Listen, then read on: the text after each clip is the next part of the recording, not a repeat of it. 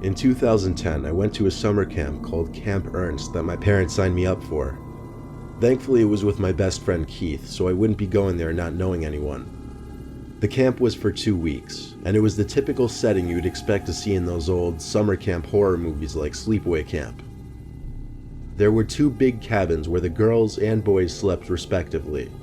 There was also a big lodge-type building with an activity center, dining hall, and other amenities, and then various other smaller buildings scattered throughout the camp.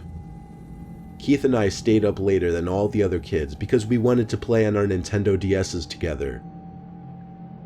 It was reaching the deep hours of the night, past 2 a.m. We were still playing DS together. That's when the door to the cabin opened.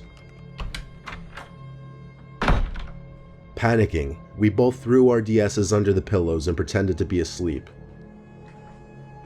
Footsteps moved around the room, from Keith's bed over to my bed.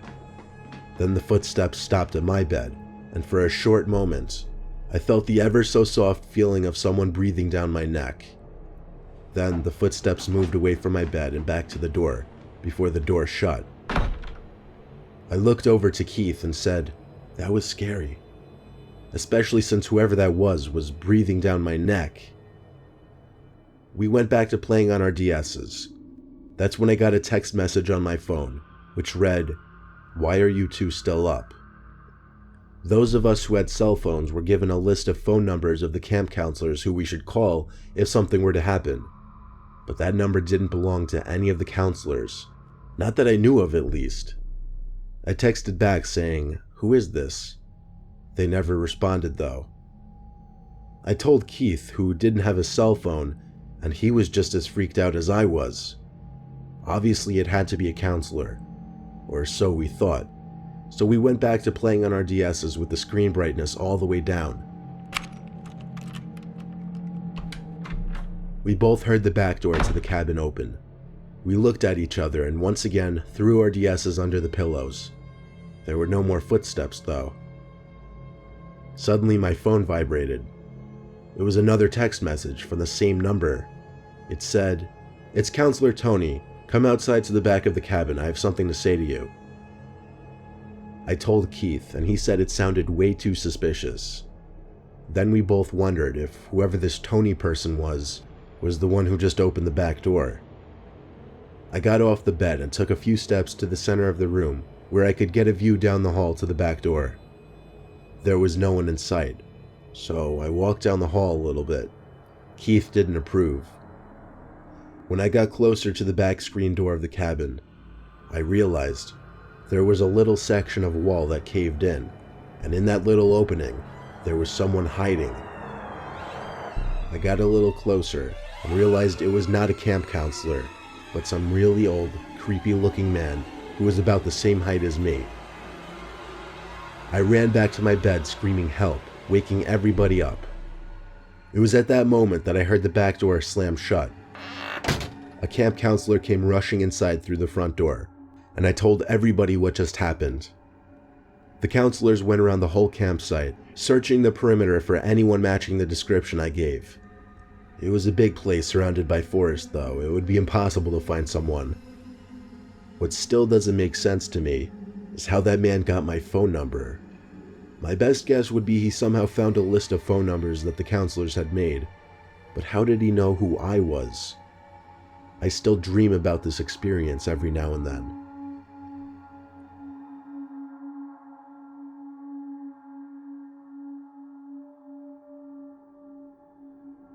I was just 13. It was my first and last year at a teenager summer camp, which was basically a traditional summer camp for teens aged 13 to 16. The place had some history, though. An old woman who worked on the grounds died from reasons not disclosed to the public. The old woman was one of the former cafeteria workers, Miss Graham. Well, I'll keep this short. It was one of those nights that my brain just hated me and was basically telling me, "You're not getting any sleep tonight." I was rolling from side to side in an uncomfortable cot as everyone else was fast asleep. The full moon made for a bright night. Beams of light literally poured into the room from every window. I was so far from tired that I just felt defeated. I sat up and rubbed my eyes. and when I opened them again, I noticed the light from the window straight across from me was blocked by something. I gasped when I saw what was blocking the light. It was a person's head. It looked like an older woman with a red cap on.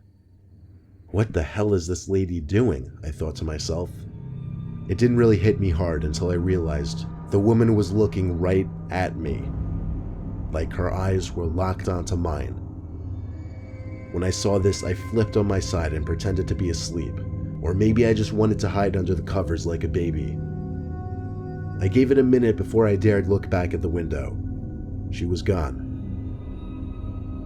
I breathed a sigh of relief. The room seemed darker now, though. Something wasn't right. I looked up to the window right above my cot, and 3 feet away from me, at most, there was the same older woman in a red cap, looking straight down at me. Once again, I covered myself with the blankets and cowered in fear. I don't know how long I stayed like that before I actually fell asleep, because the next thing I remember is going to one of the adults running the camp and telling them about the woman with the red cap. He looked at the 2 women who were also in his office, and they looked back at him with disturbed faces. One of the women said, "That's so creepy, that sounds exactly like Miss Graham." As she said that, my heart skipped a beat. To this day, I don't know if what I saw at that window was a real person, if it was in my head, or if by some off chance, maybe it was Miss Graham out there.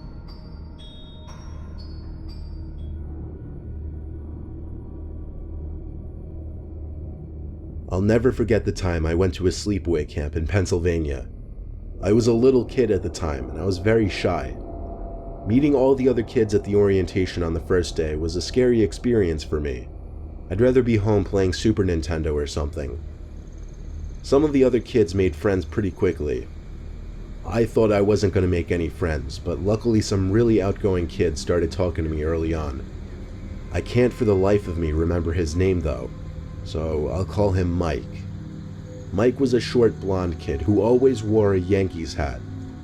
I thought he was the coolest kid at the time, but looking back now, I realize he's probably one of those kids who turned into a punk troublemaker in high school. During the tour of the campgrounds the first day, Mike and I picked up on a lone bunk building that looked like it had been abandoned and unused for years. We asked one of the counselors what happened. He said he had no idea. It was his first week working there. All he knew was that it hadn't been used for years. On the last night of camp, we were in our bunks. Everyone was getting ready to go to sleep.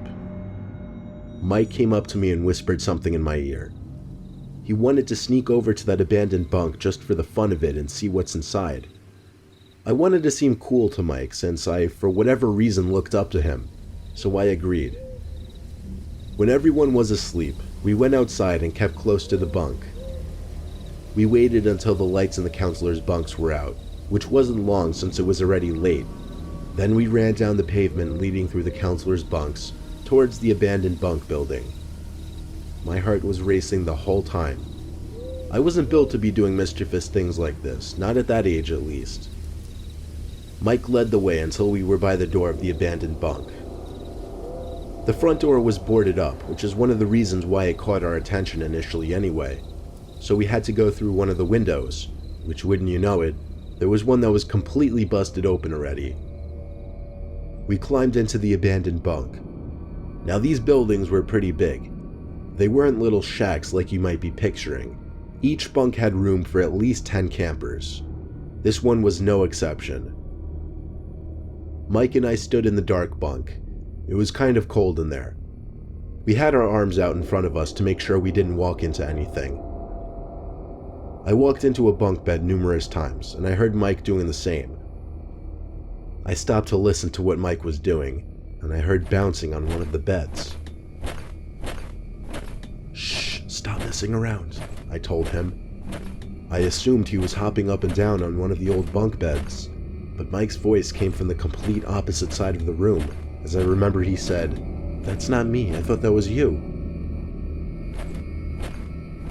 We had nothing to use as a light source, so we were in a pitch black room in a building that hadn't been used for years, and all we heard was the sound of someone bouncing up and down on a squeaky mattress.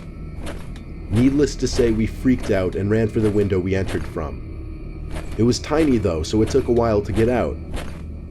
While I was waiting for Mike to get out, the bouncing sound stopped, and there was a loud thump sound. Whoever was bouncing on that bed must have jumped off. I jumped up to the window, and as I crawled through, I felt two hands grab onto my foot and try to pull me back in. But I was already out the window. We ran back to our bunk and locked the door. We contemplated running to the head counselor's bunk to tell them, but we figured we didn't want to get in trouble. Yes, looking back, that was a stupid decision, but we got through the night okay and went home the next day, living to tell the story another day.